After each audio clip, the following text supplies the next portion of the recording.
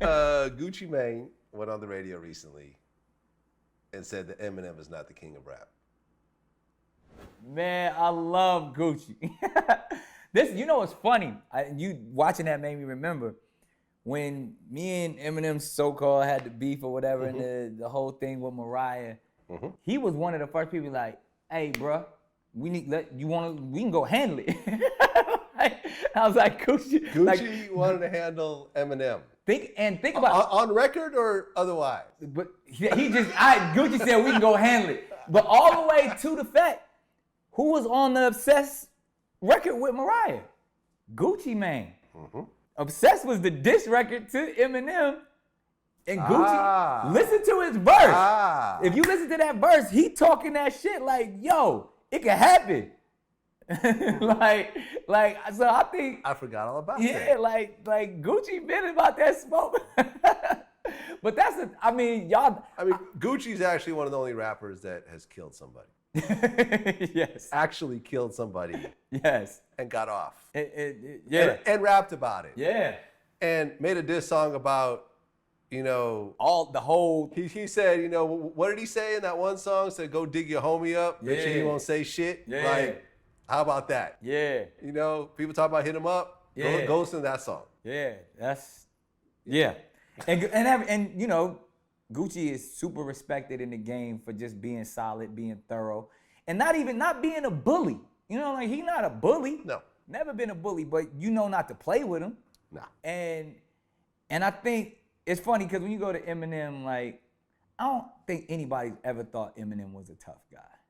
You know what I mean? Like, I don't even think he ever came off to be a tough guy. Like, even when there was so-called beef, which we didn't really have no beef, but it was just like, it was comical to me when people be like, yo, Eminem gonna kick your ass. I'm like, really? Have you ever seen Eminem in person? It's actually funny. And I remember me and Green Lantern, his old DJ, had a conversation about this. When Eminem first came out, I remember I went to one of his shows in San Francisco, and in the middle of the show, someone in the audience was like talking shit. Eminem jumped in the audience and tried to fight the guy. That's what, by any means. And I remember I talked to Green Lantern about this. He goes, he literally will jump on you. Like, he actually is, if his handlers aren't around, he actually, I don't know if he still is, but definitely was like that. Yeah, okay. I'm just putting that out there. All right, but I'm just saying.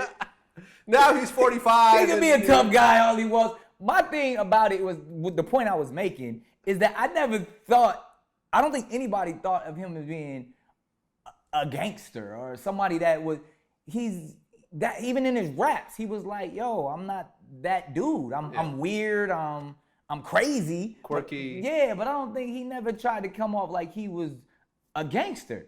But you cannot knock the fact that he is one of the kings of rap.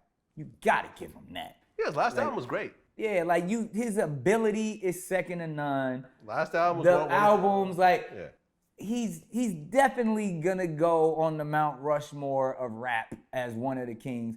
Part of the reason is because he's white. Let's just keep it where it is. Yep. But he's Elvis Presley.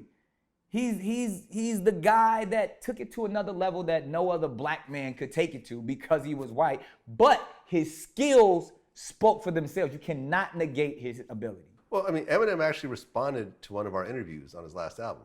Oh, really? Yeah, and in that last, the song about... Was it Lord Jamar? Yeah, he said, Lord Jamar, you better... Did you hear the verse? Yeah. He said, I heard it one time. He said, Lord Jamar, you better leave my ass alone before I, go into the house that you own. And basically, it was a response to Jamar saying that Eminem is a guest in the house of hip-hop. Just like in Eminem, we had a lot of people talking about, is Eminem a guest in the house of hip-hop? You're motherfucking right he is. Just because he sold the most records and all of that, like... Right. And he goes, I'll go into your house and put my feet up on the couch. And right. have you fetch me the remote. And whatever. And then, again, I'm a huge Eminem fan of the artist. I don't know dude outside of that. But I think he is one of the best to ever do it. He's definitely in my top 5. I think he's anyone who's into like the essence of hip hop. will have to put Eminem in their top list. You got to. As lyricism, because I remember someone, I don't think this is me sounding like a hater. I just think this is somewhat factual these days. Right. I don't know who this is from, but it said, when I was a kid, I listened to Kane and Rakim and think, man, I'll never be this good. Kids today hear most hip hop and think, shit, I could do that. And truthfully, they can. Facts. Music today, music today is not about skill. It's not about ability. It's about essence. It's about who you really are, which sometimes is more powerful than skill, because when you think about star quality, that has nothing to do with skill. It's about that aura. It's about that energy. When you step in the room, you're like, yo, that motherfucker's a star. You're not saying it based off of their performance. You're talking about their essence.